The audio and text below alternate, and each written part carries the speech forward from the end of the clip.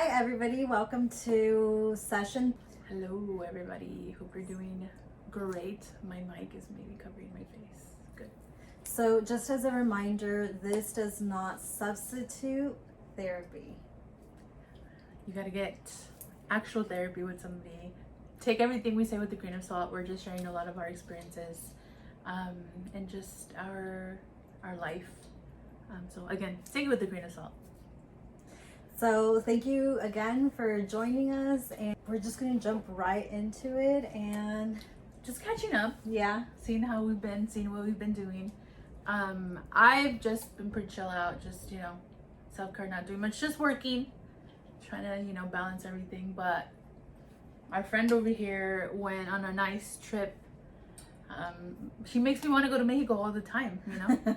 So nice, all the experiences that she has in Mexico. So how was that? it was a lot of fun. So, honestly, just being there is always like so nostalgic. Like, I had just gone in September, so that was like 4 months ago, but we went to El Pueblo. This time we went to El Rancho. It's literally like 15 minutes away. And this trip, we also went to La Sierra, where my dad wasn't necessarily born there, but he was raised there.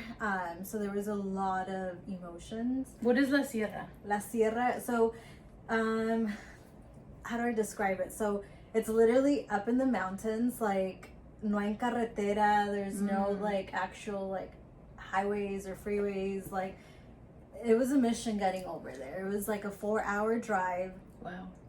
It's in Zacatecas, and a lot of it is like dirt road. Just kind of, I'm blessed that my dad and my tios remember how to get over there, and that we still have family there. There's still roots, and it was really emotional. That was the main purpose of my trip to Mexico. Like, I got to enjoy the fiestas del rancho, which is a plus, but the main reason why I went was because my dad and my tios were going to go to La Sierra and visit, where the oldest siblings of my dad included, were born. And to me, that's so important. Yeah. Because that's part of my dad. We don't always get to go to Zacatecas. They have their houses in Jalisco, and I know I have family still in Zacatecas who I still don't know all of them entirely. And I just wanted to build on those connections. I've been there. The last time I went, I was 17. Mm-hmm. So I really wanted to go again and just have a different experience now that I'm a mujer, Adulta. una mujerón, una adulta. And be able to be there for my dad, because he's getting older, and I don't know how many of these trips we're going to be able to do as a family, with my tios and stuff. Yeah. She was an only child this trip. I was, and it was really nice, like, because I usually, being a middle child, you share your experiences with your siblings. Like, most of my experiences with my parents have typically always been with one of my sisters always being there, which that's not a bad thing. I enjoy being able to create memories, like todos as a family, or tener a una hermana, like literally there, of like if my mom, my dad are doing like parent stuff, or with like people their age, I have at least someone close to my age. But I was really looking forward to having my parents by myself and being able to connect with them one-on-one, and it was a lot of fun. It was a culture shock too, just to kind of realize, like, in La Sierra, the last time I went, there was no restrooms, there was no electricity. So I kind of knew, like, okay, maybe está un poquito más advanced than the last time I went. It was. I spoke to like my cousins, and they were telling me that they didn't get electricity till 2006, 2007, which is crazy to me. 16, 17? Yeah? That whole over? Yeah. 16, I was like I graduated 2007. Oh no, we were 20. We were in our 20s already, huh? No. 2006 or 2007, you said? 2000. Oh wait, 2000. Yeah, 2006, 2007. So 2007 I Right. graduated, so I was like 16, 17. Yeah. And being able to be there and meet new family members, and being able to spend time with my abuelito's siblings. This, like, Her abuelito, yeah. yes, like, when I was starting grad school was really tough because my maternal, meaning my mom's dad, passed away a few weeks after I got accepted to grad school. And when I was about to graduate grad school, my dad's dad passed away. And I had a really hard time with my dad's dad's passing, because I carried a lot of guilt, and you were in my group supervision. I think you saw me like cry a lot. And I remember the picture you had. Yeah, with his fruit, right? So the tangerine tree that he would call his arbolito de Navidad. Yeah. I had a really hard time with my grandpa's passing, and I carried a lot of guilt. I needed to go to therapy because of it, because I felt guilty. I felt like, yes, I was busy with grad school and going to school full time and working full time, but there was long weekends, and I had that week off, in between Christmas and before starting the practicum or semester again. And I could have gone, and just the busyness and honestly being broke, not having money when I was in grad school, like I couldn't, I couldn't, it was hard for me to save or to be able to have some of these luxuries of just taking a weekend trip to Mexico. I couldn't do that. So I missed out on a lot of like family gatherings, a lot of just gatherings in general, as some of you guys may relate to when you got busy. And I had to go to therapy because of it, because I missed out, and it just really sucked that when I was able to go back, it was to bury him, and that's not the way that I wanted to see him, and to,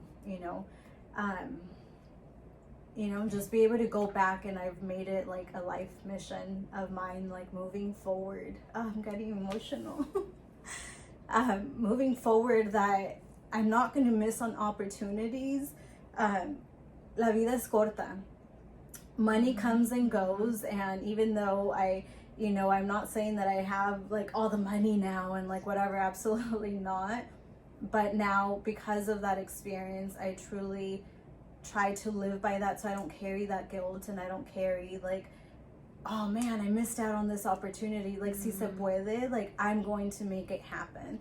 So that was my purpose of this trip. I made it happen. I wanted to spend time with my parents, be there for my dad.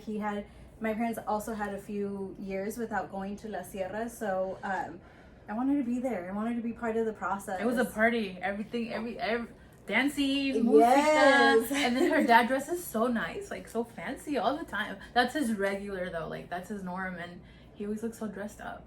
Yeah, my dad is, vestirse de charro is like su traje, su vestuario elegante. Like that's just my dad. Ahí andaba.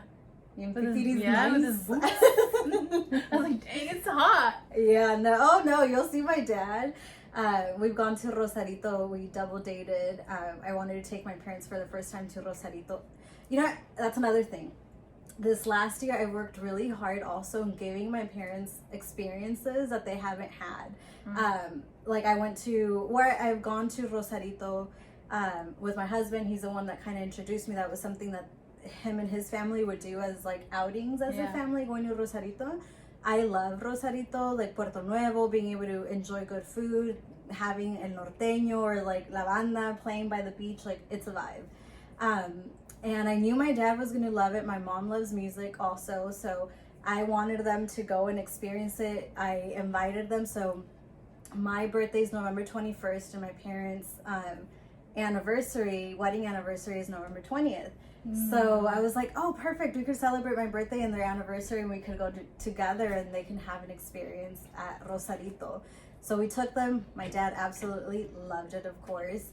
And that was an experience that he really enjoyed. And then my dad is funny. So he had been telling us like, oh, cuando vayan a Sal y Limón, like club meeting, because he would hear everybody talk about like, oh, Sal y Limón. That's what it's called, right? Or Limón y Sal. I always get them mixed up. Anyways, like the little club that we have here in Ventura. He would always hear everybody talking about it. And he's like, cuando vayan me llevan. So I took my parents. He was having so much fun. But that's what I feel like what life is about, and I really am trying to live my life that way, of giving my parents experiences that maybe they haven't had, and Also for myself, because I want to be part of it, of like these new experiences that they're having. It's beautiful when you're able to provide that for your parents, like that joy, what they provided you when you were young. And I call it like in our healing their inner child. Like I feel like we're at a point, or at least I'm at a point in my life where I truly also try to give them experiences that I'm like, maybe that's not something they ever thought they could do. The thing is, like my parents are like, nah, I don't wanna. I'm gentillal. I don't want to go. Like, I tried to take my mom to concerts. He said, no, I get claustrophobic because of all the people there. So we're working on it. I spoil them during their birthday now. So that's what I do for them. But yeah, I think it's a really nice feeling knowing that you put a smile on, just in general, someone's face, but more so your parents, you know. I haven't gone to Mexico since I was 13. So that's like 20 years. Where's your family from? Zacapu, Michoacan. Oh, okay. So that's where our family is.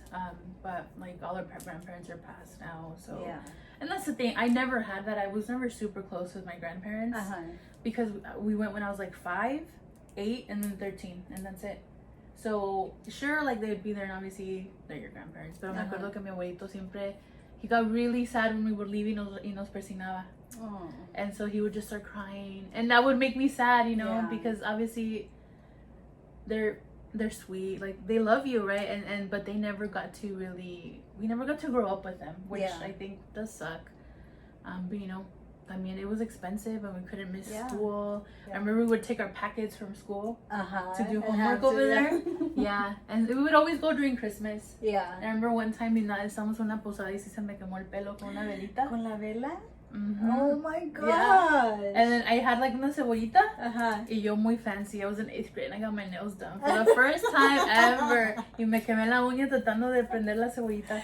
Wait, what's a cebollita? I was literally thinking. It's like the little fireworks. Que son como, they're little rounds y tienen como una colita, and then you light it and then they just go around. Oh. I don't know if that's what they're called anymore still, pero eran cebollitas. Okay. And so I remember we did it.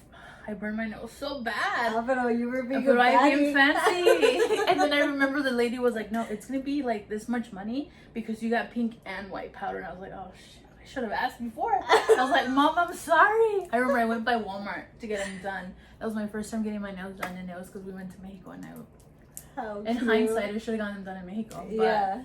But yeah, that's when I was 13 and we drove there. And I remember we stayed in this hotel that I think was just for people to do stuff at. Oh. And I felt disgusting. I was like, I couldn't fall asleep because we felt so uncomfortable. But yeah, we got there like in a day and a half. Like my dad is crazy. So no solo se iban ustedes like in caravana, like no, it was just us. I remember it was like was it a Suburban? It was white. And I remember I have a picture of my brother like looking out the window with the air, and his hair was like. So that was the last time we went to Mexico, but it's different. Ir a la plaza, like Plaza del Mercado. And I think when you're little, you don't really appreciate the beauty. I mean, I felt that life was slower in Mexico, right? It still definitely is. Like, I think that's why I love going back, and I feel like life in Mexico is just slower. It really is. Just like what you said, like se vive con calma. Like they still close like for the siesta hours, you know, like the 2 a 4, like everybody goes home to eat lunch or like make dinner or whatever. And here you're just like in chinga, like go, and like that's what I appreciate when I am able to go to Mexico, because it brings me back to like, hey, slow down. Yes, there's things you want to do and accomplish and you need to keep working at, but you also need to take care of yourself and be present in the here and now, what matters. And to me, what matters is my family, my overall personal well-being. And that just works as a reminder being out there. And again, for me, like connections, being able to have connections over there. Like if God willing, one day I have kids, I want them to be able to go to Mexico, you know, how I grew up, like cada diciembre en los veranos, like, because to me, I'm so appreciative, and I'm so appreciative to my cousins also that, you know, we're living out there now. They live here in Cali, but being able to like have primos your age out there that you relate, you can play with, you can go out with, and thanks to them, I formed friendships through their friends, and now when I go, I still go see my friends now, you know, because now they're my friends too. She knows the whole town. Like, Just hey, kidding. hey. I just see her posting pictures. Oh, so nice seeing you after like 300 years. I'm just Right? kidding. Literally, the last few times that I was able to reconnect with some of my high school friends, because, you know, same thing, like here, cada uno se va, college. It kind of happened the same thing in my pueblo with, like, my friends. Like, unos se fueron a la universidad, se movieron, están estudiando, now they live somewhere else. And, like, when I go, that doesn't mean that they're always there. So Yeah. I... Oh, that's cool that So- they happen to be there. Yes, like I really try to work in, like, texting my friends or Facebook, you know, or whatever, WhatsApp or whatever it is, like, just letting them know, hey, these are the dates that I'm going. If you're able to go into town, I'd love to see you, have a coffee or dinner or whatever. So I'm very appreciative that we still maintain those friendships. She had a nice VK. Very nice For vacation. sure. It looked yeah. really nice and fun. Yeah.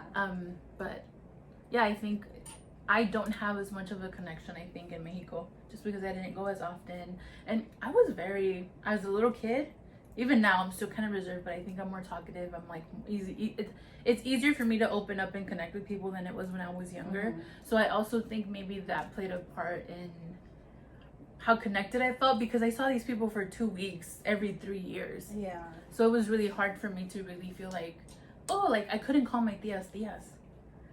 I didn't call them tias. Mhm. To other people, I go, yeah, it's my tia, but like face to face, it's really hard for me to. And maybe I just thought about that right now. Maybe that has something. I don't know. Maybe that's something I need to delve into, right? But I just don't give them. I don't call them that title if I'm not really that close to them for some reason. Like I don't go, hi tia. I just go, oh hi. You know. But you know what? I think que eso se cultiva. I don't think, in my opinion, like, esa relación se cultiva. Like, Yeah. you know what I mean? Like, if they also didn't make anyone, if those individuals don't make the effort to be present and active and involved in your life, it's kind of hard to call someone tia or whatever when you don't have maybe that connection. Yeah. Because I know, like, with my nephew, like, I really try to be involved in, like, his life, and I want that to be different. And I relate to what you're saying. Like, I also kind of struggled for many, many years. I think up until the last, like, maybe 5 years, I also didn't call my tias and tios. Like, I would call them by their name. Oh, okay. I would just be like, hey. Yeah. But I think it's also porque like they could only do summers. They live in Mexico, right? We live over here. So like I don't hold that against them, but I think it was just I don't feel, and sometimes it does make me sad, right? That I don't feel as connected. Not that I don't accept it, right? But I just don't feel as connected. Like I don't have as many roots, I think, in Mexico. Granted, I feel like back then we didn't have what we have now. Yeah. Social media, where we're able to connect and maybe cultivate some of those relationships through social media and get to know each other virtually, even if distance and being in different countries. Like, Yeah. now it's different. Yeah. And I also think it's really, at least me, I was also, it wasn't like a too long of a battle, but it was also like, what do I embrace from here, and like what, as far as like Mexican traditions and all of that, I think I've always been more connected to that. But it's also been, I think it's a struggle when you're growing up here and you have influences from growing up in a Mexican household, and then here things are very different, right? Like morally things are very different too. And so I think when I was a teenager, it was hard for me to sometimes feel as accepting of the Mexican side, because you want to fit in here, and then some things que son Mexican culture don't allow you to fit in, right? Like obviously we didn't have all of the clothes, we didn't have all of everything, right? Like everything up to date. But Yeah. because like when, and this is really silly, but like when they're like, oh, trends from the 90s, like, oh yeah, I had this purse, I was like, oh, why, or everything's coming back again, oh well, I never had it, so that doesn't apply to me. Like Justice and all those stores, I never shopped there. Claire's was too expensive. Like all of those like things that people are like, oh yeah, this was in, like that was a treat for me if I had one of those lip smacker things, right? Like that was a treat. And so I think that's why now I'm like buying all these Sanrio things. Oh my god, that's another thing. That's another thing. But I think it's just, you know, it goes back to like our culture is beautiful, and I think as you grow up you embrace it more, because you realize that like, damn, that's really what makes me who I am. Exactly. And I like who I am, and I think there's, there is a connection that we have amongst our community. Yeah. And it is because it's cultivated in the way that we grow up. Yeah. And I think I totally relate to what you're saying, because I did a post today which talks about like the duality of both cultures and like feeling ni de aquí y ni de allá. And I think that oftentimes, like, some of you guys may relate with that feeling too of, you know, ni de aquí ni de allá, because it's almost like like in Mexico we're too American for, you know, like our people out there. Di algo en inglés. I remember at one time. Yeah. I was at my grandma's house y llegaron unas muchachas, niñas, a little bit older than me. Di algo en inglés. And I was like, oh my god. Like, I didn't want to be rude, but I'm like, this is awkward. It is. It's kind of like you're supposed to perform. Mm-hmm. Like. And I was very quiet. Oh my god, I have gum. Sorry. Yeah, and also like here, feeling like I was too Mexican. You know, like I felt like, I don't know, like just the fact that I have an accent, or the fact that I look different or talk different, or I have always enjoyed like Mexican music, or cowgirl boots, or, you know, like, not that, like, now it makes me really happy when I see kids like getting out of, like, especially in high school, because I live near a high school, being able to see kids like walking out of school with like the cowboy or cowgirl boots, or like their tejanas. I'm like, oh, cool. They go to school like that? Yeah, I've seen some kids, and it makes me really happy. Or now they have bailes, like, you know, for the high schoolers. And I wish that we had those opportunities back when I was in high school. But you know what? I'm very happy to see that now these kids get these experiences of being able to embrace their duality, because it's really, we live, first of all, we're in California. Yeah. You know, there's going to be, like... I think that in itself gives us a really different experience than what a lot of maybe other Latinos experience in other states, because I do think we're very lucky, because there is a big diversity of population. Like, there's a lot of people here. Yeah. There's just not Mexicans, there's everything. But yeah, I also think it's very different from when we were in school now. Because all of a sudden, I don't want to say it became trendy to be Latino, but I think it was a big part of like main pop culture to be Latino. Like, all of a sudden, all these things catered to Latinos came out that we didn't have when we were young. Yeah. Younger. I agree. We were still young. I totally agree. And I think that it's important to embrace both of our cultures, and being able to, you know, feel que somos de allá y de aquí. Like, we don't have to fit in a box of just over here. Like, we're allowed to embrace both. Yeah, that's very true. I also, when you said like I was too Mexican, I think I didn't want to be too Mexican. I think, and that's where I still feel like, I don't feel shame about it anymore, because I processed it, obviously, right? But I was like, damn, that was messed up. Because, like, I didn't want to go to the Center Point Mall. Because I was too Mexican. What was I doing here with my family? I didn't want to go. Oh, no quería ir al swap meet. I love going now. Because I'm like, shit's cheap, right? Like, it's nice stuff. And it's fun to, like, walk around. And my tia likes going. And, like, my parents like going. And so I like going because they like going, you know. So we usually go on Easter because they work on Sundays. And they're free. But, like, that kind of stuff. When I was a teenager, I was like, nah. No, don't catch me there, right? But it was just like those things of like, I didn't want to come off as too Mexican. I was like 13, 14. I think I was barely like, diving into this whole like, I don't want to say social, like the social aspect of it. And I think let's also think about like developmentally, like when we're teens, we all want to fit in. We all want to feel like we're part of a group.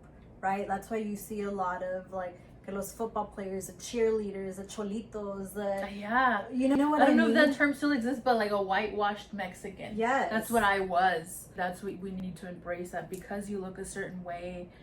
And like, oh my gosh, I don't want to open a can of worms, but like the colorism, all of that stuff that exists. And I had a ton of different, you know, ethnicities. And like, it's cool that you're ambiguous, right? But I think when I was young, I was sort of like, oh, cool. Like, they don't think I'm Mexican, cool. But now, it's what makes me who I am. And it's one of the the things that I'm the most proud of, you know, that I Yeah. do have that relatability to people that maybe are not as lucky or are not as, I don't know, they don't have as much knowledge of like this world that we're in, right? Like this clinical world. And I don't want to turn it all about our career, but I think our career really allows us to use that for good. Oh, for Right. sure. For sure. It allows us to connect, I would say, with more individuals like first gen or children of immigrants or, you know, Mexican Americans, or just be able to, honestly, like the look of, ay, habla español? Ay, ¿me puede ayudar? Like, Y hasta le caes más bien a la gente, I feel Yeah. like, because they don't expect you to be so nice and so like helpful, which is really sad. it is. It's really sad. But I think if we could change that idea, I really think our generation is changing that. Mhm. Because I recently noticed como I would go to clínicas and it was very different. Like people were not that nice and now they're so nice. And it's our generation that's doing that. Like Yeah. those are the people, we're the ones that are working in these areas now, and I'm like really proud Me too. that we're really changing this. Yeah. You know? But you see, that's why we also started this podcast, because it's all about like, if one person, literally just one person, relates to what we're saying or finds us a like hasta un poquito like inspirational, like we're doing it. Yeah. We're doing it because that's what it's about. You could do it too. Literally anything you set your mind to, because we need people like us that represent, that are out in these fields, and anything that you may want to do. Like, we need more people that sound like us, that look like us, because somos la mayoría. We really are. Yeah. And I think also learning how to navigate in this new area that we weren't exposed to before. I think I've talked about it before, but it was like this concept of like we weren't brought up to be bosses. We were brought up to be bossed around. Mm-hmm. And so like also navigating this area that, and there's a lot of resources, and I think even kids below, like under our generation, they're doing it. Like they're not necessarily going to school. If they want to start their business, they're doing it, and that's so awesome, right? Yeah. And like I am so excited to see what like my sister's generation does, because they're so smart, and they're just so like, I think there's this attitude about them that they don't give a crap what other people think, and that allows them to really be themselves. Mm-hmm. And that's so awesome, because I think for me it took a while to get there, but I'm so happy that this generation has that. Yeah. Yeah. And I think, you know, don't be embarrassed to embrace, you know, your culture, your duality. That's what makes you you, and I promise you that's what's going to make you more relatable Absolutely. and kind of stand out more from other people, because that's what makes you you. Yeah. And I think that's really what sets us apart. I think you really do grow through what you go through. Oh, for Right? sure. Because that allows us, at least me, that allows me all that growth. And then it was in grad school, and again, I think I already mentioned this, but when I was in that class, I was like, I'm studying myself. Like what I truly like about myself are the things that I had a hard time processing when I was younger. Mm-hmm. That's really what makes me who I am. And I think that's also part of it, right? There's difficulties, but at the end, that's our strength. And like, I hate that I had to feel that way about it years ago, half a life ago, Yeah. basically.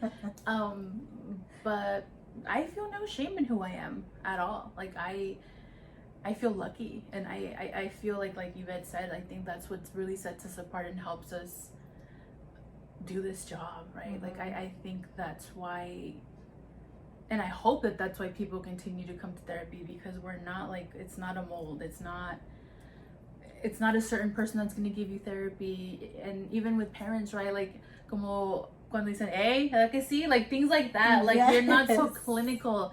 And so like that is so beautiful, like that connection. Because like you said, people want to be accepted. It's human nature to want to be accepted and liked. And so if, again, like you said, if like doing a little like slang or something like that and talking to people connects with people, that is so amazing. And we are here to help people. Like I also think that I don't want people to feel like we feel like we're better than anybody. Absolutely I not. think we really embrace our ability and our privilege, right? To be able to help other people. Like sometimes I want to step in and help people when it's not my place, right? Yeah. And I think that because I am so accepting of who I am, that's why now I'm not afraid to step up or step in and say things that other people can't say or don't feel empowered to say. I think that's what all of this journey has allowed me. Yeah. And I think also, I don't know if for you, but like for me, I feel almost like the big sister. Like when I see, I'm in my big sis area with all of my clients. Me too. Yeah, like I love it. When I see someone that like is struggling maybe with their identity or their people pleasing behaviors or like imposter syndrome, I'm like, damn, that was me. That was like a past version of myself. And you know, I feel like you were saying and we've been saying, like, we just want to be accepted. We want to be heard. We want to be accepted. We want to feel validated and understood. And I think, you know, being de la misma cultura or sharing the same language or, you know, like, even just like, I don't know, going to Mexico, like, whoever may relate, like, going los diciembres in car, like, veranos, like, that already kind of makes you like, oh my gosh, she gets it. Like, she knows where I'm coming from. She gets maybe the pressure of sometimes like fitting a mold of like, you know, I don't know, fitting in with the society here, but also trying to fit in with the society over there, or you know, like, so you don't come off like se cree mucho. And that's also been a struggle for me because I was very quiet and sometimes I really don't care. I'm like, I don't know them. And I need to work on this, right? Que a veces no saludo. Again, I think it's a thing in our culture too. Yeah. And ¿qué van a pensar? I'm like, I don't care. Que piensen que soy grosera. And again, I admit I need to work on that. But you know what? I think that's also, at least for me, that's also my own anxiety. Like, I get que ya soy una señora, or like, you know, but sometimes me da pena, because I was a very shy girl too, that going into a room and like, oh, hola, buenas tardes a todos. Like, sometimes I could do it, but then it just all depends on my headspace. Like, am I able to put myself out there and like take leadership and kind of greet everybody? Because that's a lot of pressure too. Like, especially when you grew up being a shy girl and like. Oh my God! Like, I remember these big old nameplates, right? No, tacky. Oh yeah, tacky, and I'm like, I don't care, right? I like, always rocked las mine. medallas y todo eso. I think at some point that was like they found that it was tacky. It was like a Mexican thing, and it was tacky, like kind of like that whole like our hoops, the clean girl aesthetic. They were like, nah, that's what Latinos were rocking years ago, and so like this whole thing of like things were just so different. And I'm sure there's some things that maybe we don't understand now that it's different in pop culture, but. I'm sorry, I got sidetracked. Also, can you see my face as a freaking panda? So cute. Oh yeah, they can see it. That's really cute. But yeah, I think that it's important just to have these conversations. And I don't know why this is coming to mind, like also with grad school. Do you remember that one, I don't remember what class it was, but the professor had said something, todos se tacharon la nariz, like se tocaron la nariz, and they were like not it or something. Do you remember? I think it's nose goes. And I think I was the last one. Me and you were the last ones, and we're like, what is everybody doing? See, they were so racist to us. I'm just kidding. And I had no idea what that even meant, but it's kind of like el que tiene las orejas calientes, or like. I think there was even now. I think as adults, as business women, there's a lot of stuff that that's why it's so important to have like that core that like, you know, your core people, so that you're like, I don't know how to do this. What do I do? Because there is a lot of things that even though you're educated and you've done all this stuff, it's still scary to navigate some things because you've never done it before, and and you want to be successful, and it is your job, right? And so I think even though we are where we are, there's still areas where we're still novices, where we're still like, what the hell is going on? I don't know what to do, and it's scary. So like the learning never stops. It never stops. So I think that's why finding people, and we're not saying like just be friends with like Mexicanas and whatever it may be, right? But I think that's really what connects you to people sometimes is that, you know, you have to have stuff in common to form a really good bond. It's like, I think that's why we related so much, and that's why we continue to be friends, because even though we did grow up very different. We grew up like in opposite, kinda, you're Ventura, Oxnard, and like she shared like stuff that her teacher said to her, and I'm like, what the, like, why would a teacher ever say that? So I also think that I personally don't ever think I've experienced like racism. And I think like all that stuff, that's racist, and so that's a different experience too for me. Yeah, but I think growing up, honestly, I experienced a lot of racism. Not just me, but my entire family. I think, you know, I recognize I grew up very privileged. Like, how do I word this? Like, I grew up in a neighborhood where the majority of my neighbors are Caucasian. I think there's only 3 of us in that street. Y son del rancho también, like where my parents are from, or my dad is from. So, gente que ya conocíamos, right? Y que seguimos conociendo because they still live there too. But the majority, aside from those 3, like my family and the 2 other families, it's a white neighborhood. And I know that my parents experienced themselves also a lot of racism. Like, growing up, like something that I could share, like when I was in, I think 8th grade or 9th grade, Hummers at that point had just came out. My dad had a Hummer. I'm telling you, he stands on big business. That was his dream car. He's like, I'm going to work for it. I'm going to get it. Him and my mom's like, okay, let's do it. And they bought themselves a Hummer.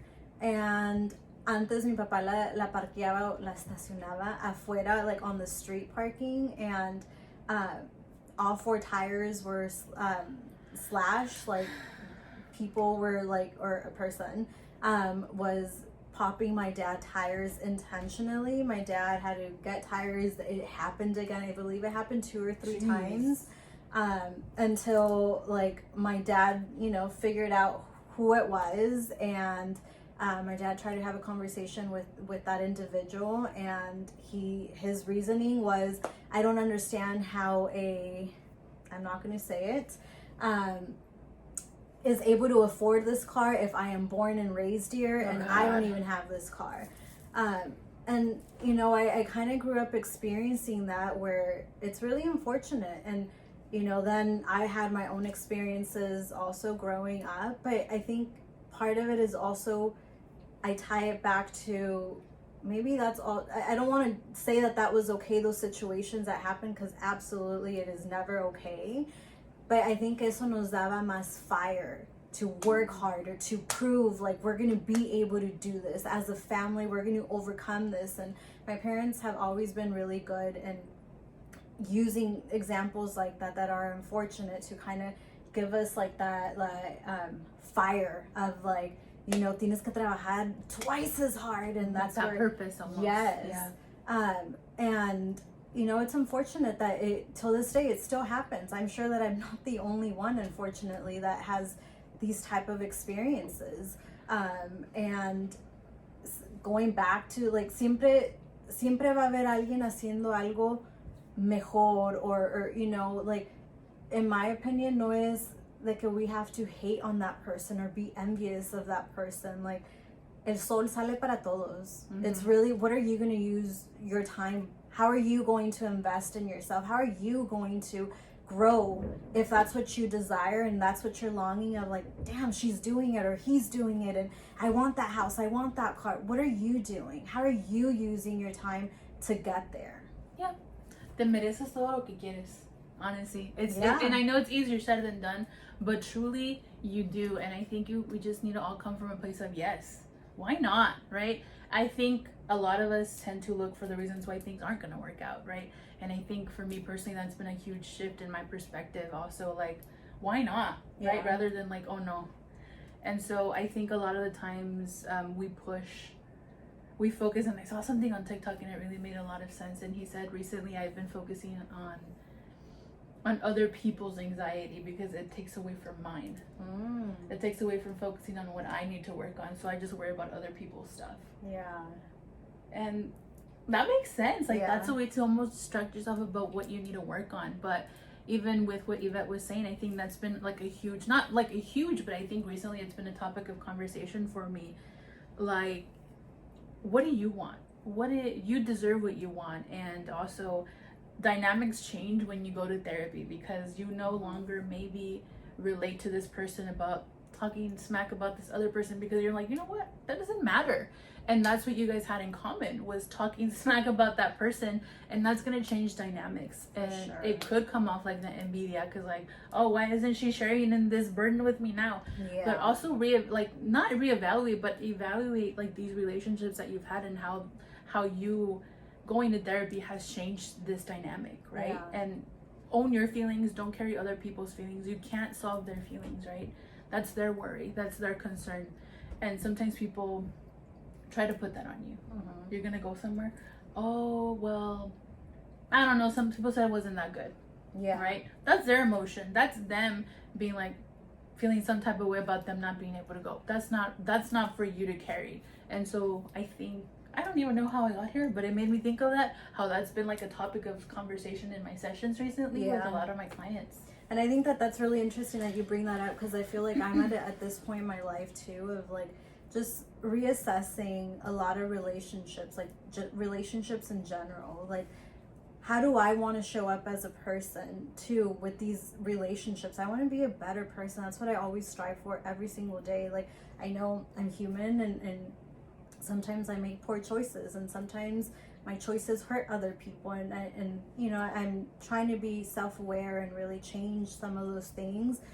But I think part of like what you're saying is, who do we allow to take space or share space with us? Because if I bond over like with you over chismeando, like, I so and so did this, so and did that, how does that better me as an individual? Mhm. How do you, como me ves tú a mí, that I'm over here talking smack about somebody else? Like, Yeah. that's, to me now at this stage, and honestly, like for the last like several years, I don't want to be that person. I don't want to relate to you or my friendships or relationships in general just because we're talking shit about another person. That doesn't make me feel like a good person. Yeah, no, 100%.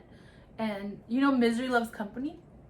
And sometimes that's why after people go to therapy, you somehow realize, oh my God, I actually don't like that person. I have nothing in common with them. And Yeah. sometimes that's why we outgrow relationships. And that's okay. Even if those relationships sometimes could even be family members. Like, sometimes I don't want to partake in this conversation, being able to say that to someone, because maybe if that's something that you've done in the past but you no longer are trying to go there, it's okay to set that boundary and say, I don't feel comfortable talking about this.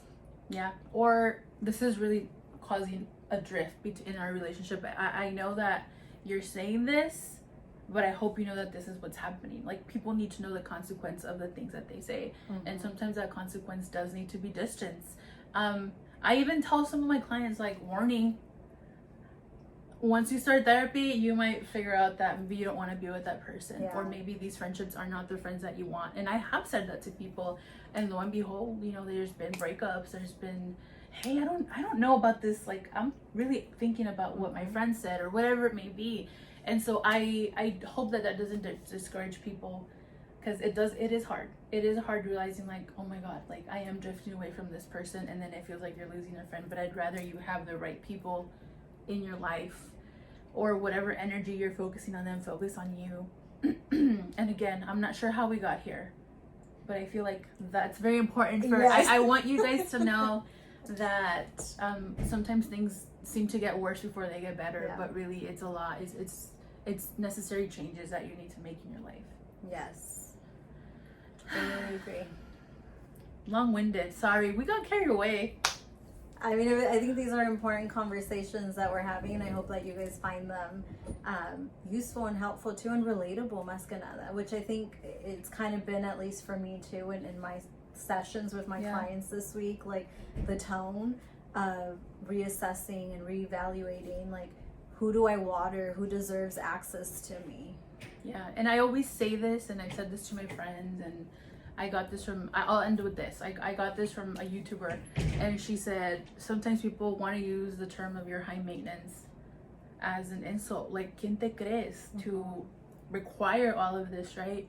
And she said, you know what? I am high maintenance, but I give you a high maintenance friendship too. I take care of you too. I show up for you, and I deserve for you to show up for me in that way too. Yes. And that changed my perspective too, Yeah. because you know, people do make, oh, you're so extra, or You're this so and emotional. that, and I am. Yeah. And what? Like, don't question, don't like, should I? No, I am. And why? And if you're not okay with it, if you're not okay with being extra, okay, why am I not? I am extra and I'm okay with it. That's fine, right? And so, yes, I want to end with that. You deserve what you give. And I know we're encouraged to que sea de corazón. Yeah, absolutely. But you also don't deserve to give and never receive. If you're a high maintenance friend and you give a high maintenance friendship, you deserve the same back. Yes. 100%. I love that ending. So we will see you next time.